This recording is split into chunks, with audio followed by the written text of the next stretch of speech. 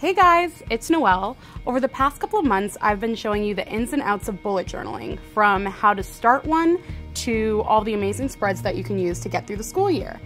And I've been reading the comments and noticed that a lot of you just want to know what journal I use. I use a pretty specific journal, but there are so many different notebooks that you can use that work for different reasons. For a beginner, you might want a super cheap notebook that you're not afraid to mess up in.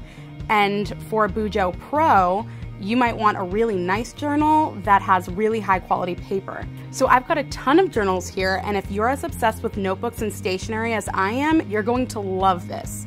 Hopefully by the end of the video, you'll have a great idea of what notebook is perfect for you.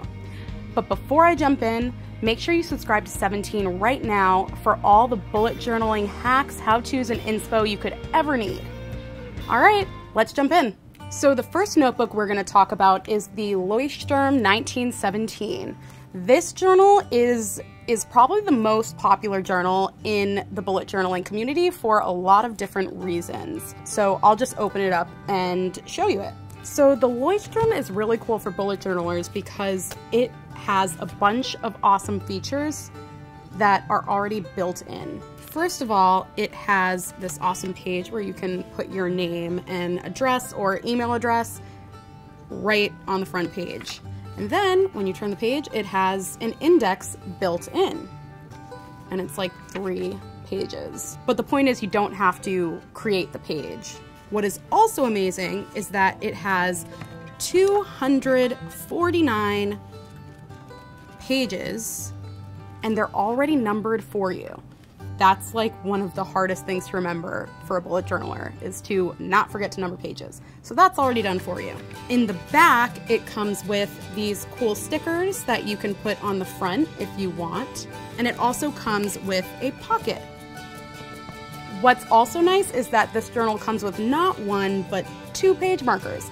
And that's really useful because you can put 1 page marker on your current daily that you're writing, and then you can put 1 on your index page, or 1 on some super important collection that you always just want to turn to. So it's really useful to have 2. What's also nice about this journal is that when you open it, it lays flat, and that's because it's a sewn binding, so you never have to worry about the weird like creasing that covers do sometimes on notebooks, which is super annoying. The paper quality of the Lowercase are really good too. I thought it would be a good idea to do paper quality tests by writing on the page with a bunch of different pens, and I'll show you if there's ghosting, which is the ink, like the shadow of the ink shows through on the other side of the paper, or bleed through, which is when the ink literally bleeds through the paper, and nobody wants that. So as you can see, this the paper held up really well. There's a lot of ghosting, but there's virtually no bleed through. It comes very close for the Papermate Inkjoy gel pen, but it still doesn't completely bleed through. So good paper there. The Lowercase 1917 runs for $19.95, which isn't the cheapest price for a journal. So this journal is probably best for bullet journaling enthusiasts who are super dedicated, who do a ton of doodling and drawing, who want really nice quality paper that they don't have to worry about bleeding through with their pens when they're drawing. Despite it being $20, it's pretty obvious why the Lowercase 1917 is popular with bullet journalers. It's got a really sturdy cover, it's got all the pages numbered already, and the paper quality is super high. But if you want a journal with similar features as the Lowercase 1917, but is a little bit cheaper, a great option for you would be the BondiBook. Let's dive into all the great features that this journal has for you. So the BondiBook has a lot of the same features as the Lowercase. It has a really sturdy cover that's really hard, so you won't have to worry about it creasing in your backpack. It has the elastic that holds the cover closed. It has this awesome line for you to put your name and your address if you ever lose it, so that people could return it to you. And then it has 4 preset index pages for you, so that you don't have to set that up. also has numbered pages for you, and it has 259 pages. It also has a pocket in the back for you to store any loose papers that you might want to save. It also has 2 bookmarks, just like the Leuchtturm. And it lays flat. The only difference is that it doesn't come with the stickers that the Leuchtturm comes with, and the paper quality might be different, so let's test that right now.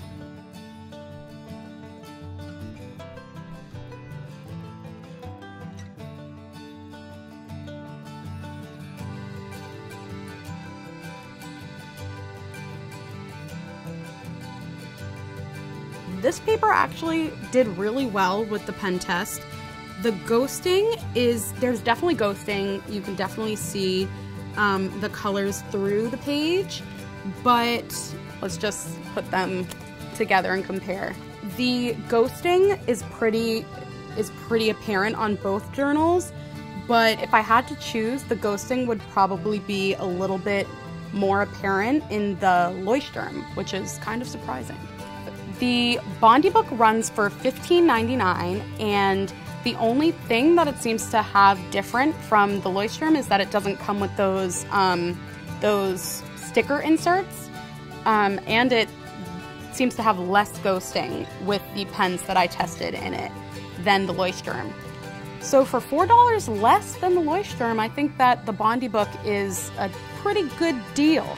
The best highlights are its super sturdy cover, its high paper quality, and its 4-page index. The BondiBook also comes in A4 size, which is a lot bigger and gives you a lot more room to journal if that's your thing.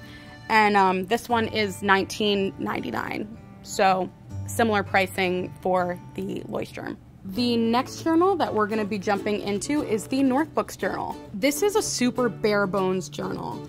It has a super soft cover. It has 96 pages that you can write on, so it's significantly smaller than the rest of the journals that I've shown you. It's also a glued binding, so it doesn't lay flat, and eventually after using it for a while, the cover will crease on the left side. That's really all there is to this Northbooks journal. Let's put it to the pen test.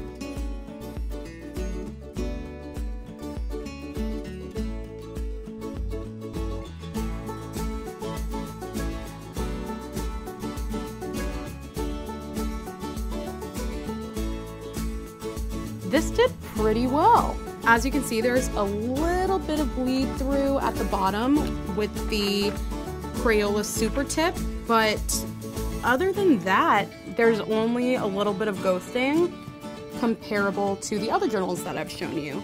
This Northbooks journal comes in a pack of 3 and it costs $17.99. So if you're a beginner and you just want to jump in and not worry about a really nice journal, this is perfect for you.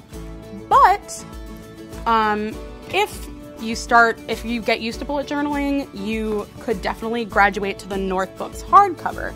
It has a hard, sturdy cover. It has double the pages with 192 pages, and it lays flat because it has a sewn binding, and it only has 1 bookmark. So I'm gonna do the paper test to see how it stacks up against the softcover journal.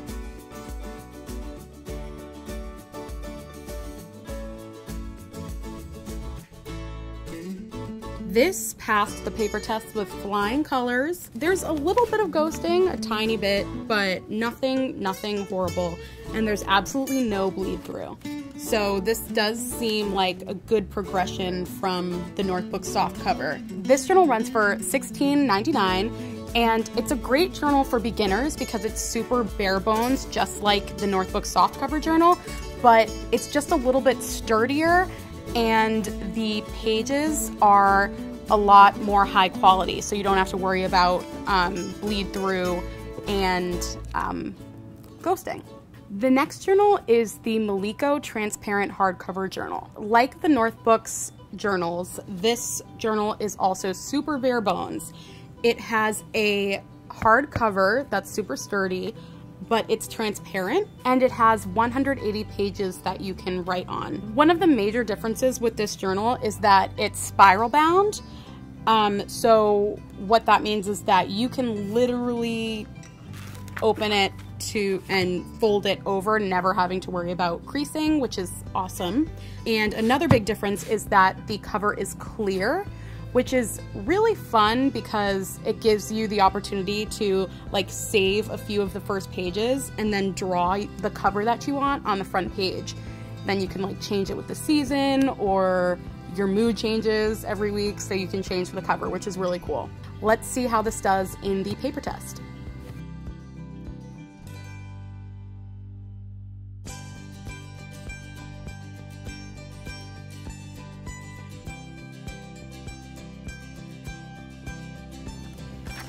Wow, this is just really good paper. What can I say? There's like barely any ghosting. I kind of want to compare it to the Leuchtturm because this is kind of crazy. So this is the Leuchtturm up here, and this is the Miliko hardcover.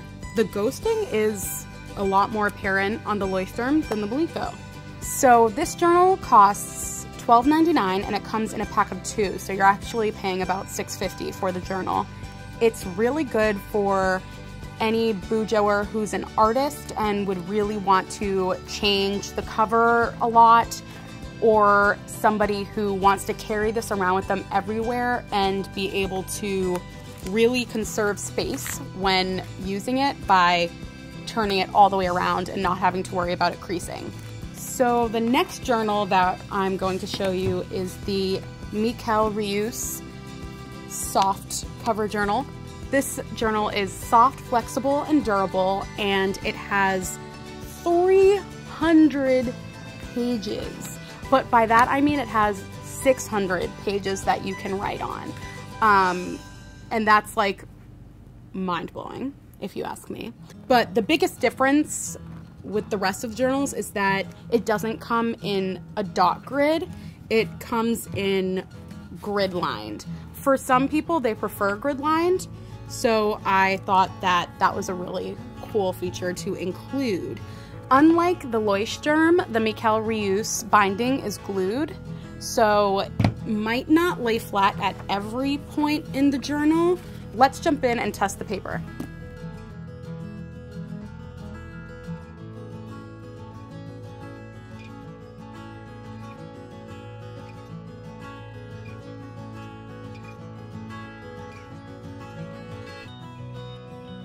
So as you can see, this paper has bled through the most. The Tombow dual tip brush pens bled through a lot, and so did the Zebra mild liners. I started doing the pen test in the back of the book just because that's what I do, so that I can just leave that back there and remember how pens react to the paper, or the paper reacts to the pens. But as you can see, just from holding this open a little bit, it's creasing a little bit on the side. So the bleed through is pretty intense, but you know what? This journal runs for about $7.49, and it has 600 pages. So I think that the bleed through is kind of mitigated by how many pages you get in this journal. This journal is best for someone who doesn't want to do much doodling and coloring with fancy pens and just wants to do a ton of writing. And did I mention writing? This is your best friend if you're an author who wants to keep track of all your ideas and do a ton of diary entries. This journal is also good for a beginner who doesn't want to worry about messing up or wasting pages, because there are just so many pages for you to work with. But if you don't want to lug around a 300-page journal everywhere, this journal also comes in 100-page and 200-page options. So the next journal we're going to jump into is the Moleskine Classic Colored Notebook. This is another major player in the bullet journaling community. The Moleskine has a trusty elastic to hold the cover closed. When you jump in, it has a page to put your name and your contact information if you lose it, which is always nice. And then it has 192 pages to work with and a little pocket to put your loose pages in. and it comes with a bookmark. So the Moleskine journal has a very similar cover to the Miquel Rius journals in that it is very soft and bendy, but doesn't feel like it'll break. The binding is sewn, so it should lay flat wherever you open it, which is always nice. Let's test the paper.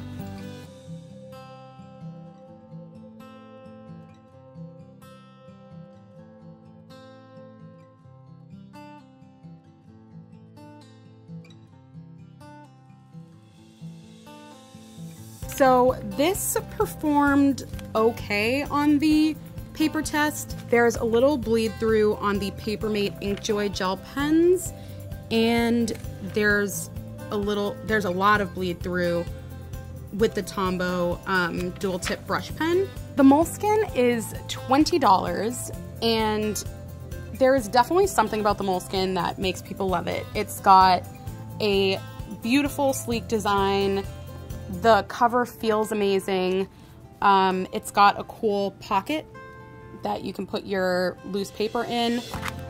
But with all that said, if you're gonna pay $20 for a notebook to bullet journal in, you're probably better off going with the Leuchtturm because it has an index already built in, and it's got page numbers already in there.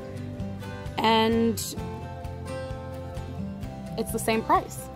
But the BondiBook is also $3 less and also has the same features that the Leuchtturm has.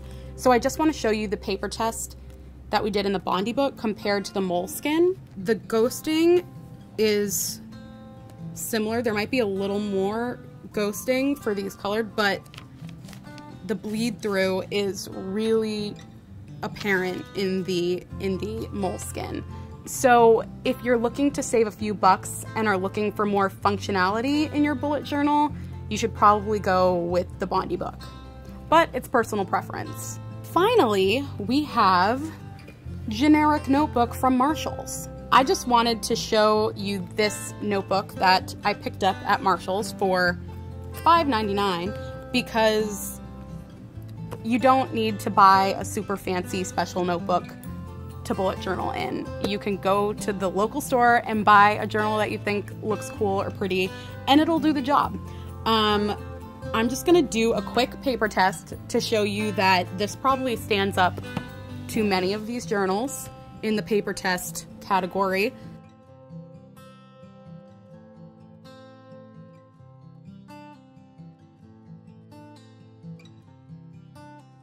There's virtually no ghosting and no bleed through whatsoever.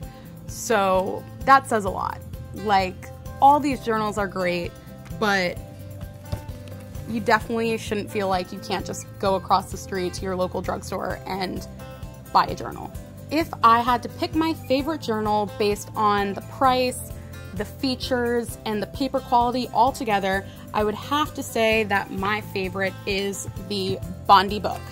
It's $15.99, and considering it has like every feature a bullet journal could want, an index, numbered pages, a pocket, 2 bookmarks, the list goes on, for just $15.99, it's a steal. But all these journals are amazing for different reasons, and hopefully this video helped you figure out which journal is perfect for you. So that's it for today's video. Definitely follow 17 on YouTube for all our future bullet journaling tips, tricks, and how-tos. Bye!